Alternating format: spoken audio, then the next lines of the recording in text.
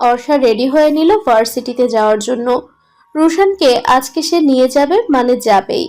প্রতিদিন দেরি করে যাওয়া আজকে অর্ষা বের করবে। রুশানের রুমে এসে দেখে রুশান হাঁ করে ঘুমাচ্ছে। অর্ষা শয়তানি হাসি দিয়ে ফোন বের করে ফটাফট কয়েকটা ছবি তুলে নিল। সেগুলো সিক্রেট ফাইলে রেখে রুশানের গায়ে পানি ছুঁড়ে মারল। রুশান বেচারা ধরফড়িয়ে উঠে বসে। অর্ষাকে হাসতে দেখে বুঝতে বাকি নেই অর্ষাই কাজটা করেছে। রুশান রেগে বোম হয়ে যায়।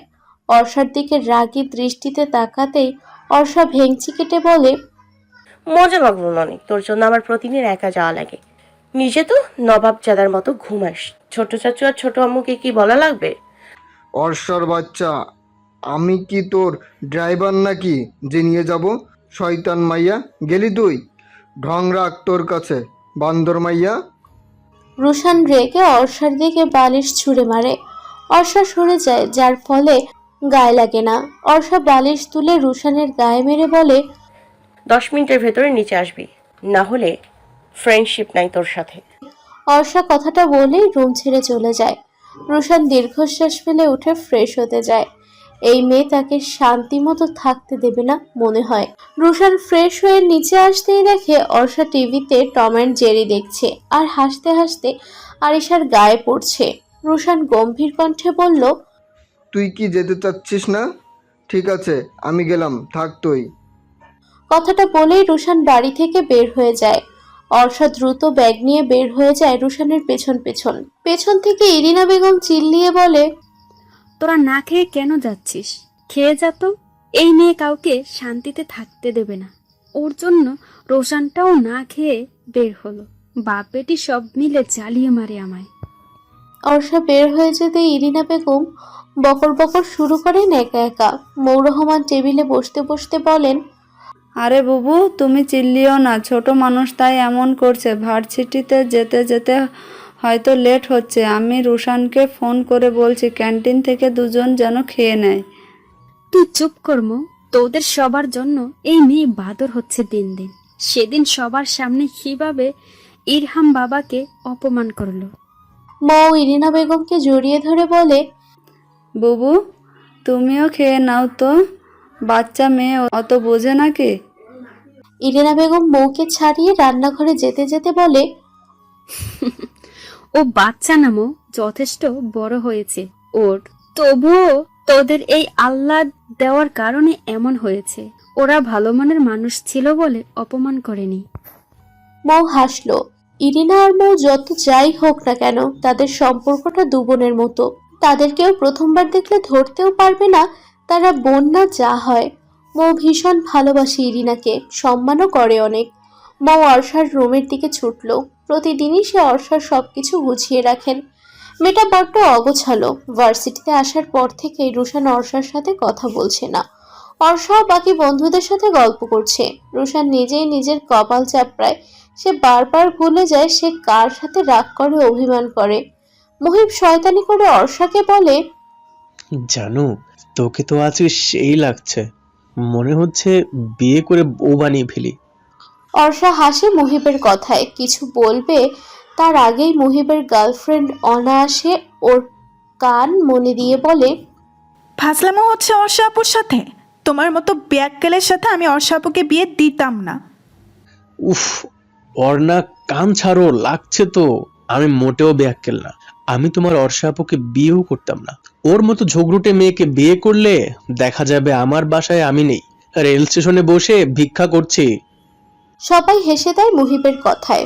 অর্ষা কটমট চোখ করে ওর দিকে তাকিয়ে দাঁতে দাঁত চেপে বলে, আমি ঝগড়ুটে না, বাদর ছেলে, দাঁড়া। বলেই মুহিবের পেছনে ছুট লাগায় অর্ষা। অর্ণা হাসে ওদের দুষ্টু মিষ্টি খুনসুটি দেখে। অর্ণার এতে মোটেও হিংসা হয় না। সে জানে এই ফ্রেন্ড সার্কেলের সবাই একে অপরের জন্য জান পর্যন্ত দিতে পারে। সে নিজেও খুব আফসোস করে এক ক্লাস জুনিয়র হওয়ার জন্য।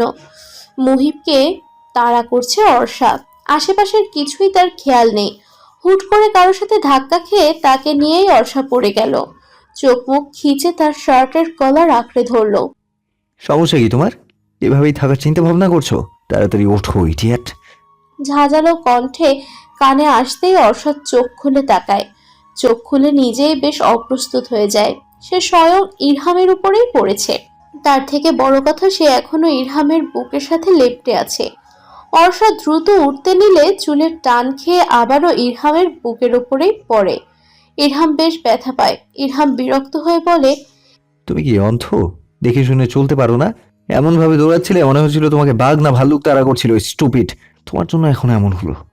ইরহাম সাবধানে অর্ষাকে নিয়ে উঠে দাঁড়ায়। অর্ষার কেমন অদ্ভুত অনুভূতি হচ্ছে, সাথে লজ্জাও লাগছে। কই, আগে তো এমন হয়নি, আজ কেন হচ্ছে? ও দ্রুত চুলগুলো ছাড়িয়ে নিয়ে চলে যায়। ইরহাম কিছুটা অবাক হয়, যেই মেয়ে কিছু একটা হলে ঝগড়া বাঁধিয়ে ফেলে সে আজ চুপচাপ চলে গেল।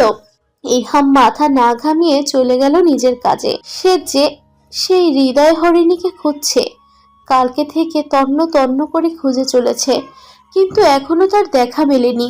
আদেও কি তাকে পাবে কিনা সন্দেহ, কিন্তু তার আজকে অর্ষার কাছে আসতে একটু অদ্ভুত লেগেছে। সেই ঘটনার পর থেকে অর্ষা কেমন চুপচাপ আছে, সবাই খেয়াল করছে এটা। মুহিব সরি বললেও অর্ষা রিয়্যাক্ট করেনি। সবাই মিলে অর্ষার মন ভালো করার জন্য ভাবে নৌকায় চড়বে আজকে। আজও আকাশ মেঘলা মেঘলা, আষাঢ় মাসের শুরু হয়তো তার জন্যই। অর্ষা নৌকায় চড়ার কথা শুনে লাফাতে থাকে। সব মন খারাপ এক নিমিষেই হাওয়া হয়ে যায়। কেন যেন তার হুট করেই মন খারাপ ছিল এত সময়, বাট এখন ফুরফুরে মেজাজে আছে। মহিব অর্ণা একটা বাইকে, রোশান অর্ষা একটা বাইকে, নাইম উষা অথই একটা রিকশায়। সবাই মজা করতে করতে যাচ্ছে। অথই রোশানের সাথে যেতে যেতে চাইছিল, কিন্তু অর্ষার জন্য হলো না। মুখ ফুটে বলতেও পারল না। অথয়ের ভীষণ হিংসা হয় অর্ষাকে নিয়ে। রোশানকে পছন্দ করে তাই হয়তো। সবাই নদীর সামনে এসে দাঁড়ায়। আকাশটা অদ্ভুত সুন্দর লাগছে অর্ষার কাছে। একটা বড় নৌকা ভাড়া করে 6 জন উঠে বসে। রোশান অর্ষাকে ছবি তুলে দিচ্ছে। অর্ষার পরনে ল্যাভেন্ডার রঙের টপস, গলায় সাদা ওড়না ঝুলানো, চুলগুলো ঝুটি করা। সবাই টুকটাক ছবি তুলছে। অর্ষা অথয়কে একা বসে থাকতে দেখে ওর কাছে গিয়ে বলে, কিরে শাকচুনি, তুই এখানে চুপচাপ বসে আছিস কেন? চল ছবি তুলি সবাই। অথয়ের কতগুলো কড়া কথা শোনাতে ইচ্ছে করছিল অর্ষাকে, কিন্তু বলল না। অথয় জানে যদি এখন অর্ষার সাথে খারাপ ব্যবহার করে সে তাহলে রুশান তার ছায়াও মারাবে না, সাথে সব বন্ধুরাও। কেন যেন সবাই অর্ষা বলতে পাগল, যা মোটেও সহ্য হয় না ওর। নিজেকে সংযত করে জোরপূর্বক হেসে অথয় বলে, আমার একটু শরীর খারাপ করছিল অর্ষা, তাই আর কি এখানে চুপচাপ বসে আছি। তুই যা ছবি তোল ওদের সাথে। না না না, আমরা এখন সবাই গ্রুপ ফটো তুলবো, চল চল। রুশান খেয়াল করে বলে, কিরে ঐতি, আসিস না কেন? আয় দ্রুত গ্রুপ ফটো তুলবো। রোশানের বলাতে ভীষণ খুশি হয়ে অথয় মনে মনে, সামনে তা প্রকাশ না করে নিজেকে স্বাভাবিক রেখে এগিয়ে আসে ওদের কাছে। অথয় দেখে রোশানের একটু কেমন লাগে। অথয়কে রাগী দৃষ্টিতে অর্ষার দিকে তাকাতে দেখেছে সে। সবাই গ্রুপ ফটো তুলে আশেপাশের সৌন্দর্য উপভোগ করছে। রুশান আর অর্ষা ভিডিও করছে আশেপাশের সবকিছু। উষা এসে রুশান আর অর্ষার পাশে বসে। রুশান উষাকে দেখে হেসে বলে, কিরে তুই আজ চুপচাপ যে? অন্য সময় হলে তো মাথা খেয়ে ফেলতিস বক বক করে। আজকে কি হলো? না রে, তেমন কিছু না। বাড়িতে একটু চাপ দিচ্ছে বিয়ে করার জন্য, তাই আর কি। অর্ষা উষার বিয়ের কথা শুনে ভ্রু কুঁচকে যায়। উষা যে নাইমকে ভালোবাসে তা কম বেশি সবাই জানে। নাইমও হয়তো ভালোবাসে উষাকে। রুশান উষাকে বলল, প্যারা নিস না, আমরা তোকে নাইমের সাথেই বিয়ে দিব। জোর করে তুলে নিয়ে নাইমের ঘাড়ে ঝুলিয়ে দেব। অর্ষা আর উষা হেসে ফেলে রুশানের কথায়। রুশান সিরিয়াস মুহূর্তেও হাসতে পারে। সবাই নৌকায় অনেকক্ষণ ঘুরে নেমে পড়ল। পাশ থেকে সবাই ফুচকা খেয়ে যার যার বাড়ির দিকে রওনা হলো। ইরহাম তোমাকে কিছু কথা বলতে চায়। ইরহাম খেতে খেতে বলল, হ্যাঁ মামুনি, বলো কি বলবে? আমরা চাইছি তোমার আর অর্ষা মামনির এঙ্গেজমেন্টটা সামনের শুক্রবার সেরে ফেলতে। আমি ওই মেয়েকে বিয়ে করতে পারবো না আম্মু। কেন, সমস্যা কোথায় ইরহাম? মেয়েটা খারাপ কোথায়? সব দিক দিয়েই পারফেক্ট তোমার জন্য। মেয়ে যেমন সুন্দরী, পড়ালেখায়ও ভালো, তাহলে সমস্যা কোথায়? আমি একজনকে পছন্দ করি আর তাকেই বিয়ে করব। আয়রা ভীষণ চমকালেন কথাটা শুনে। ইরহাম যে কাউকে পছন্দ করতে পারে তা তার ধারণার বাইরে ছিল। অবাক হয়ে বলল, কে সেই মেয়ে? জানি না, বাট খুব তাড়াতাড়ি তাকে খুঁজে বের করব। হোয়াট? তুমি নাম ঠিকানা জানো না সেই মেয়ের পিছে পড়েছো? কি শুরু করেছো ইরহাম তুমি? আমি বলছি অর্ষা মেয়েটা ভীষণ ভালো, বিয়ে করে নাও ওকে, সুখী হবে। ইরহাম উঠে যেতে যেতে বলে, আমি তাকেই বিয়ে করব মামুনি। ধরো সে যদি বিবাহিত হয় তাহলে কি করবে তুমি? ওকে, ডান। আমি যদি তাকে শুক্রবারের আগে খুঁজে বের করতে না পারি তাহলে অর্ষাকেই বিয়ে করব, আই প্রমিস। ইরহাম যেতে যেতেই আয়রা দীর্ঘশ্বাস ফেলে। কে জানে আবার কোন মেয়ের প্রেমে পড়লো তার ছেলে। অর্ষার কথা মাথায় আসতেই খারাপ লাগলো। মেয়েটাকে তার ভীষণ পছন্দ হয়েছিল। দেখা যাক কি হয়, আল্লাহ যা করেন ভালোর জন্যই করেন। ইরহাম রুমে এসে ভাবতে লাগলো, বলে তো আসলো সে যে শুক্রবারের আগে না পেলে অর্ষাকেই বিয়ে করবে, কিন্তু ওই ঝগড়ুটে মেয়ের সাথে থাকবে কি করে সে? এটা ভাবতেই প্রচন্ড বিরক্ত এসে ভর করলো। ইরহাম কফি নিয়ে ছাদে চলে আসে। মাথাটা ভীষণ ধরেছে। আকাশে চাঁদ উঠেছে। সেও যে তার চাঁদকে খুঁজছে। সে যে ওই চোখের মায়ায় ডুবেছে। কি করবে, কি খুঁজে পাবে তাকে? মুখটাও তো দেখেনি, দেখেছে শুধু চোখ জোড়া, তাও কয়েক সেকেন্ডের জন্য। ইস, কেন যে সেই মেয়েটাকে সম্পূর্ণভাবে দেখতে পেল না। ইরহাম আবারও রুমে চলে আসলো। রুমে এসে রং তুলি নিয়ে বসলো। রং তুলিতে সে হৃদয় হরিণীর চোখটা এঁকে ফেললো। ছবিটার দিকে কিছুক্ষণ তাকানোর পরে মনে হলো এই চোখ সে একবার নয়, তার বেশি দেখেছে, কিন্তু মনে করতে পারলো না। ভাবলো হয়তো চোখটাকে নিয়ে বেশি ভাবার ফলে মনে হচ্ছে আগেও দেখেছে। আমি ডুবেছি তোমার ওই মাথাল করা চোখের তোমার হৃদয় হরণী। শুক্রবার ছুটির দিনের সকালে উঠেই এমন একটা খবর শুনবে তা অর্ষা কখনো কল্পনাও করতে পারেনি। আজকে তার এঙ্গেজমেন্ট, তাও ইরহামের সাথে। অর্ষা তার চোখের পানি নাকের পানি একাকার করে কেঁদেই যাচ্ছে। রুশান পাশে বসে মজা নিচ্ছে। অনেক জ্বালিয়েছে অর্ষা রুশানকে, এখন তার পালা। কিরে পেতনি রানী, তুই তো তোর রাজা পেয়ে গেলি। দেখতে শুনতে ভালোই হলেও মনটা মোটেও ভালো না। আমাকে দেখলেও ও শুধু বকে, একবার বিয়েটা হোক সব শোধ তুলে নিব। অর্ষা রুশানকে এলোপাথারি মারতে মারতে বলে, তুই তুই বেস্ট ফ্রেন্ড নামের কলঙ্ক। তোর বেস্ট ফ্রেন্ড কাছে আর তুই হাসছিস? কথা বলবি না আমার সাথে? বের হ রুম থেকে, বের হ। রুশান হাসতে হাসতে বের হয়ে যায়। পুরো বাড়ি খুব সুন্দর করে সাজানো হয়েছে। এই তো কিছুক্ষণ আগের ঘটনা। ঘুম থেকে উঠে অর্ষা ফ্রেশ হয়ে বের হতেই দেখে সারা বাড়ি ফুল দিয়ে সাজানো। রুশানের কাছে জিজ্ঞেস করতেই ও বলল আজকে নাকি অর্ষার এঙ্গেজমেন্ট। ইরহামের সাথে কথাটা শোনার পর থেকেই অর্ষা রুমে বসে কেঁদে যাচ্ছে। মাঝে অর্ষা দৌড়ে বাবার কাছে যায়। আসিফ আহমেদ সবকিছু দেখাশোনা করছিলেন। অর্ষা তার বন্ধুর কাছে এসে নাক টেনে বলে, তুমি আমায় না জানি এঙ্গেজমেন্ট ঠিক করে ফেললে আব্বু? একবারও আমার মত নিলে না? এত পচা কিভাবে হয়ে গেলে? আসিফ আহমেদ হোসেন মেয়ের অভিমানী কণ্ঠ শুনল। কাল থেকে সন্ধ্যায় আয়রা ফোন করে জানিয়েছে আজকে এঙ্গেজমেন্ট হবে। আসিফ আহমেদ অবাক হলেও রিয়েক্ট করেনি। সে তো নিজেও চাইছিল কখন আয়রা ফোন করে বলবেন এঙ্গেজমেন্টের তারিখ, কিন্তু এত তাড়াতাড়ি বলবে ভাবেনি। অর্ষাকে টেনে পাশে বসিয়ে মাথায় হাত বুলিয়ে দিয়ে বলে, আমি জানি মা তুই অভিমান কেন করেছিস, কিন্তু কি জানিস, বড় সবসময় ছোটদের ভালো চায়। দেখবি একদিন তুই আমায় নিজে বলবি বিয়েটা দিয়ে তুমি ঠিক করেছিলে আব্বু। অর্ষা গাল ফুলিয়ে চলে আসে। দুপুরের দিকে পার্লারের থেকে লোক এসে অর্ষাকে সাজিয়ে দিয়ে যায়। অর্ষার পরনে লাল টুকটুকে লেহেঙ্গা, গা ভর্তি গহনা। অর্ষার মনে হচ্ছে আজকেই তাকে বিয়ে দিয়ে দেবে। যে পরিমাণ সাজিয়েছে তাকে, সব দিক দিয়েই মনে হচ্ছে আজকে তার বিয়ে। একদম রাঙা বউ লাগছে। সন্ধ্যা হতেই সবাই আসতে লাগলো। সব বন্ধুরাও এসেছে অথই বাঁধে। অর্ষা মন খারাপ করে বসে আছে। ভালো লাগছে না তার। সব থেকে অপছন্দের মানুষটার সাথে সারা জীবন থাকতে হবে তার। অর্ষার মন খারাপ দেখে রুশানেরও ভালো লাগছে না। অর্ষা, কি হলো বোন তোর?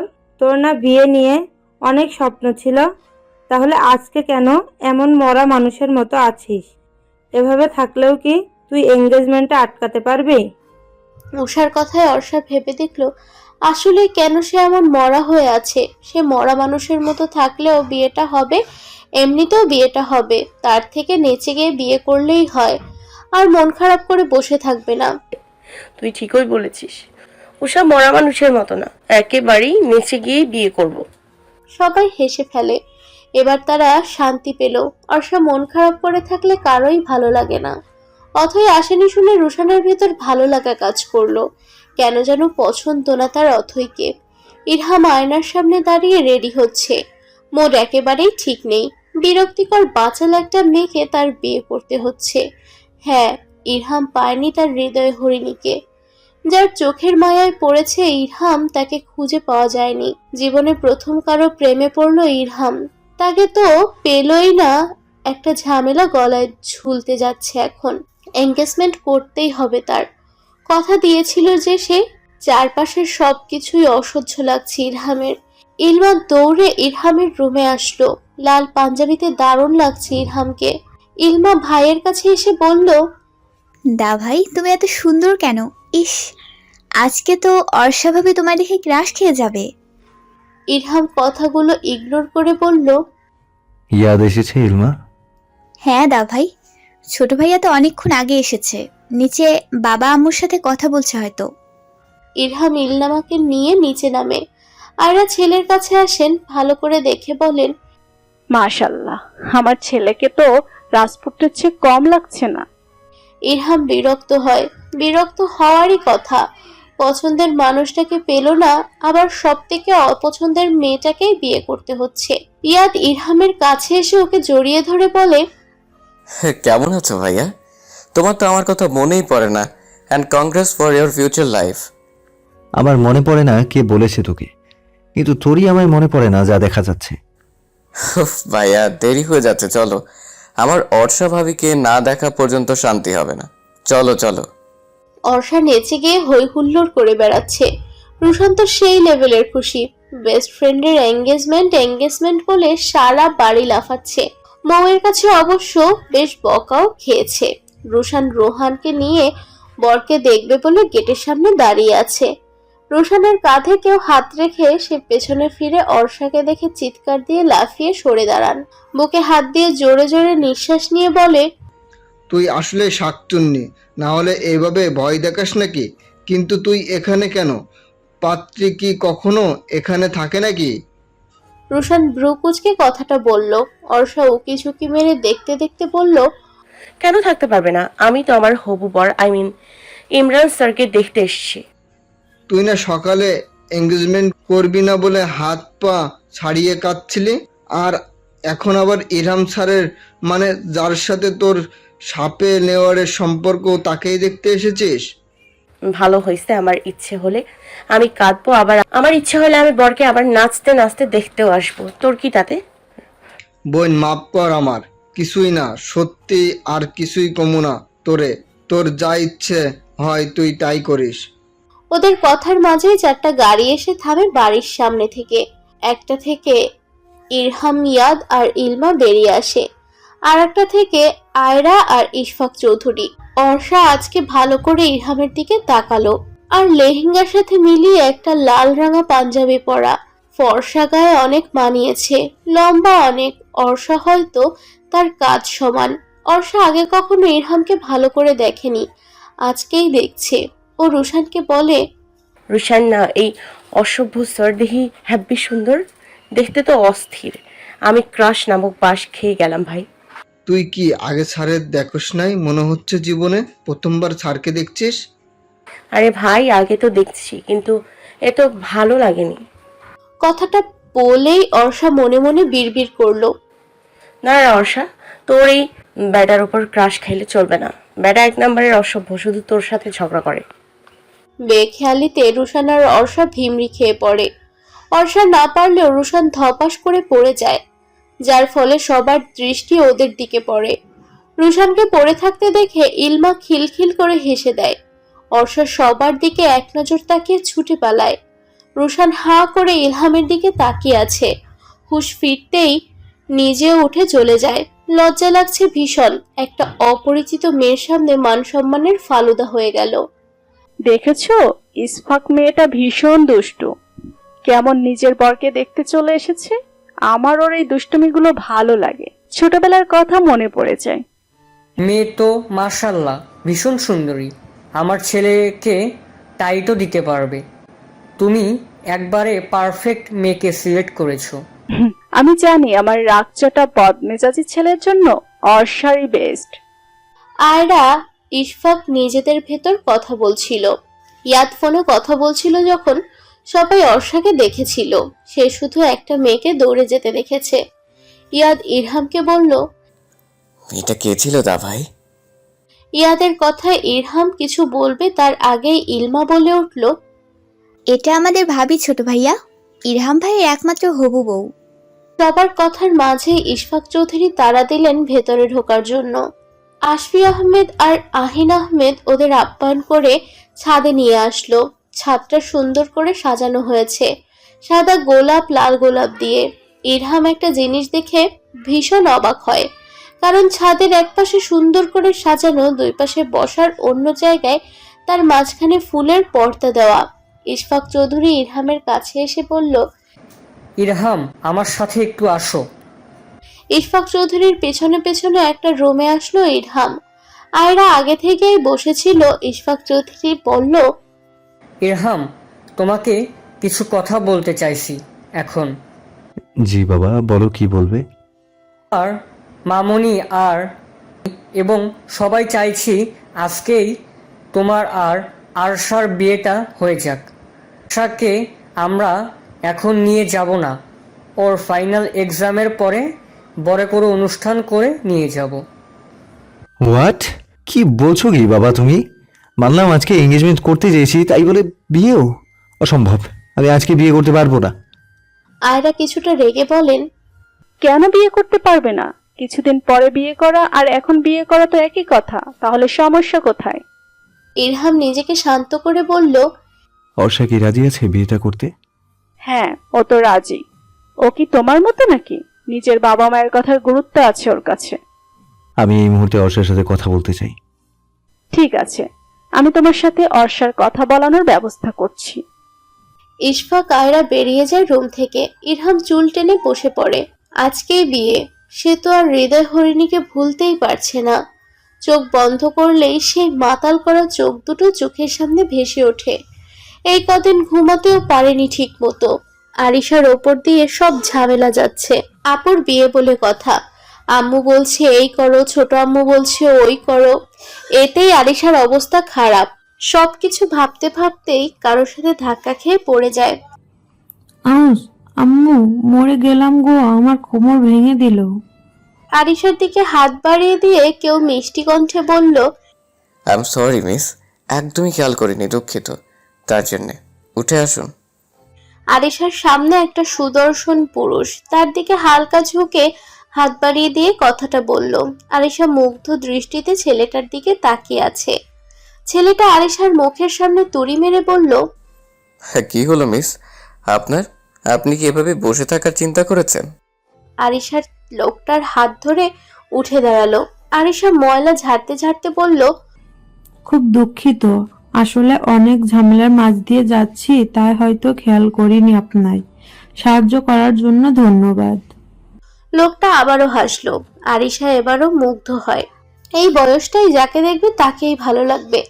আরিশা 10ম শ্রেণীতে পড়া কিশোরী মেয়ে। আর এই বয়সে মানুষ ভুল করে, ভুল মানুষের প্রেমে পড়ে, নিজের অস্তিত্বকে হারায়। আরিশার মনে পড়লো তার আপুই এর কথা, তাই সে এইসব ফালতু চিন্তা মাথা থেকে ঝেড়ে ফেললো। আরিশার ভাবনার মাঝেই লোকটা বলল, আমি ইয়াদ চৌধুরী, পাত্রের ছোট ভাই। আপনি কি হন পাত্রীর? ও, আপনি ইরহাম ভাইয়ার ভাই? আমি অর্ষা আপুর, মানে আপনার ছোট ভাবির বোন। ইয়াদ হেসে বলল, গ্রেট, আপনি তো আমার বেআইন লাগেন তাহলে। তা বেআইন কি খবর, কোন ক্লাসে পড়ছেন? আমি আরিশা, 10ম শ্রেণীর ছাত্র। আর পড়ালেখা যেটাতে আমি ভীষণ খারাপ। আপুর একদম উল্টো বলতে পারেন। ইয়াদ হেসে ফেললো আরিশার কথায়। মেয়েটার প্রথম কথাগুলো শুনে মনে হয়েছিল কলেজে পড়ে, হয়তো এখন তো দেখছে মাত্র 10ম শ্রেণীতে পড়া বাচ্চা মেয়ে। ইয়াদ আরিশার দিকে ঝুঁকে ওর ছোট ছোট চুলগুলো কানের পেছনে গুজে দিয়ে বলল, পড়াশোনায় মন দাও মেয়ে, দেখবে একদিন ভালো কিছু করতে পারবে। পড়াশোনা না করলে কিন্তু ভুগতে তোমাকেই হবে। ইয়াদ চলে যায়। আরিশা ইয়াদের যাওয়ার পানে তাকিয়ে থাকে। লোকটা হুট করে এসে আরিশার কিশোরী মন ঝড় তুলে চলে গেল। এই ঝড় কি আদৌ থামবে, নাকি থামাতে হলে ইয়াদ চৌধুরী নামক লোককে লাগবে? রুশান তখনকার জন্য অর্ষাকে তাড়া করছে সারা রুম জুড়ে। বেচারি অর্ষা ভারী লেহেঙ্গা নিয়ে সেইভাবে দৌড়াতেও পারছে না। কোনো মতে রুশানের ভয়ে লেহেঙ্গা উঁচু করে দৌড়াচ্ছে। ওর সব বন্ধুরা মিলে বসে বসে মজা নিচ্ছে। অর্ষার বাচ্চা দাঁড়া বলছি, তোর জন্য আমার সবার সামনে মান সম্মান শেষ। ওই মেয়েটা আমাকে দেখেও হাসছিল কি করে? অর্ষা দাঁত কেলাতে কেলাতে বলল, ঠিক হয়েছে একেবারে। জানো তুই আমার মজা নিচ্ছিলি সকালে, মনে আছে? তোমার লেগেছে বুঝি জানটুস উলমাকে হাসতে দেখে? কথাটা বলেই খিলখিল করে হেসে দেয় অর্ষা। রুশানও রেগে ফায়ার। তখনই রুমে ইরহাম প্রবেশ করে। ইরহামকে দেখে মুহিব, নাইম, উষা দাঁড়িয়ে পড়ে। ইরহাম হাতের ইশারা করে সবাইকে বের হয়ে যেতে বলে। রুশান অর্ষার দিকে তাকিয়ে চলে যায়। অর্ষা বেলকনিতে গিয়ে দাঁড়িয়ে চাপিয়ে দিয়েছে দরজা। অর্ষা সারা শব্দ না পেয়ে দরজা খুলে মাথাটা হালকা উঁচিয়ে দেখে রুশান আছে কিনা। রুশানকে না দেখে খুশি মনে বের হতে হতে বলে, যাক, এই যাত্রায় রুশান্নার হাত থেকে বেঁচে গেলাম। কিন্তু কাহিনী কি? এত এত সহজে যাওয়ার লোক না। ইরহাম অর্ষাকে টেনে দেয়ালের সাথে চেপে ধরে। ইরহামের চোখগুলো অসম্ভব লাল, মনে হচ্ছে রেগে আছে ভীষণ। কিন্তু অর্ষা বুঝতে পারল না ইরহাম রেগে কেন আছে। ইরহাম দাঁত কিরিমিরি করে বলে, তুমি বিয়েতে কেন রাজি হয়েছো? হ্যাঁ, আমি তোমাকে বিয়ে করতে পারবো না। তোমার মতো মেয়ের সাথে এক মুহূর্ত থাকা সম্ভব না। অর্ষা চেঁচিয়ে বলল, বিয়ে? কিসের বিয়ে? আপনার মতো অসভ্য লুচ্চা ব্যাটার লগে আমিও বিয়ে করতে চাই না, খালি আব্বু বলছে তাই। আর আমার সাথে না আপনার মতো লোকের সাথে এক সেকেন্ড থাকা সম্ভব না। অর্ষা নিজেকে ইরহামের কাছ থেকে ছাড়াতে চায়। ইরহাম অর্ষাকে ছেড়ে দেয়। অর্ষা অবাক হয়, এত সহজে ছেড়ে দিল। ইরহাম নিজের রাগকে কন্ট্রোল করার চেষ্টা করে। ইরহাম অর্ষার কাছে এসে বলে, প্লিজ তুমি বিয়েটা করো না, না করে দাও। আমি অন্য কাউকে ভালোবাসি। অর্ষা অবাক হয়। সে তো ভাবতেও পারছে না এই লোকটা নাকি কাউকে ভালোবাসে। জীবনে কল্পনাও করেনি এই বদমেজাজি লোক কাউকে ভালোবাসবে। অর্ষা ভীষণ খুশি হয়। তাহলে হয়তো ইরহাম তাকে বিয়ে করবে না, এই ভেবে পরক্ষণেই মনে পড়ে ইরহাম তো তাকেই বিয়ে ভাঙতে বলছে। শুনুন, আমি কিভাবে বিয়েটা ভাঙবো বলুন? আপনি ভেঙে দিন বিয়েটা, কারণ আমি না, আপনি কাউকে ভালোবাসেন। আমি যদি বিয়েটা ভাঙতে পারতাম তাহলে কি তোমাকে বলতাম? আর আমি আমার হৃদয়। ইরহাম থেমে যায়। অর্ষা শেষের কথাটুকু ঠিকমতো শুনতে পারেনি। অর্ষা ধপ করে বিছানায় বসে বলে, স্যার সমস্যা নেই, এখন তো এঙ্গেজমেন্ট হচ্ছে। আপনি না হয় বিয়ের আগে ভালোবাসার মানুষকে নিয়ে পালিয়ে যাবেন, তাহলে সমস্যা নেই। আমাদের বিয়েটা একটু পর। অর্ষা, তুমি কি জানো না তোমার আব্বু সবাই বলেছে তুমি রাজি, তাহলে নাটক কেন করছো? হোয়াই? অর্ষা কেঁপে ওঠে। স্তব্ধ হয়ে যায় অর্ষা। নিজেকে ওর বিয়ে তাহলে সকাল থেকে হওয়া সন্দেহটাই ঠিক। অর্ষার মনটা খারাপ হয়ে যায়, তবুও নিজেকে স্বাভাবিক রাখে। আসিফ আহমেদকে ইরহামের কাছে ছোট হতে না দেওয়ার জন্য বলে, সরি, ভুলে গিয়েছিলাম। আর হ্যাঁ, আমি আপনাকে বিয়ে করতে রাজি, আমার এতে কোনো সমস্যা নেই। আপনার সমস্যা থাকলে আপনি বিয়ে ভাঙেন। ইরহাম রাগে দিক বেদিক হারিয়ে ফেলে। অর্ষার বাহু শক্ত করে চেপে ধরে। ইরহামকে আজকে কেমন অন্যরকম লাগছে অর্ষার। অসম্ভব রেগে থাকাটাও ভালো লাগছে অর্ষার কাছে। চোখগুলো লাল টকটকে, মেয়েদের মতো নাকও লাল হয়ে আছে রাগের কারণে। ঠিক আছে, বিয়ে করছো না, আমিও তোমাকে দেখে নেব মিস অর্ষা। দেখেন না, দেখেন কত সুন্দর করে সেজেছি। ভালো করে দেখেন, একটু পর আপনারই বউ হয়ে যাব। সারা জীবন দেখতে পারবেন, আর সাথে তো জ্বালানো ফ্রি। ইরহামের রাগের থেকে বিরক্তকর লাগছে এই মেয়েকে। কথা বলছে রেগে, আর এই মেয়ে সেইগুলোকে হাওয়ায় উড়িয়ে দিচ্ছে, যেন তার কিছুই যায় আসে না, গায়ে কিছুই মাখে না। ইরহাম অর্ষাকে ছেড়ে দিয়ে দরজা খুলে হনহন করে বেরিয়ে যায়। অর্ষার এবার কান্না পায়। তার বাবাই তাকে আজকেই বিয়ে দিয়ে দিচ্ছে। তখন ওই রুমে আসিফ আহমেদ ঢোকেন। আসিফ আহমেদ মেয়ের পাশে এসে বসে মাথায় হাত বুলিয়ে দিয়ে বলে, অর্ষা টলমল চোখে তাকানো আসিফের দিকে। আসিফ আহমেদ হালকা হেসে মেয়েকে ঝোঁকে জড়িয়ে ধরে বলে, মা আমি তোর খারাপ চাই না, ইরহামের সাথে খুব ভালো থাকবি তুই। আজকে বিয়েটা হয়ে যাক মা, তুই না করিস না? আমি রাজি বাবা, আমার কোনো সমস্যা নেই বিয়েটা করতে। তুই মন থেকে রাজি তো মা বিয়েটা করতে? অর্ষা বাবার বুক থেকে মাথা উঠিয়ে চোখ মুছে বলে, হ্যাঁ আব্বু, আমি রাজি। তোমার জামাইয়ের যে আমি কি অবস্থা করি সেটা শুধু দেখতে থাকো।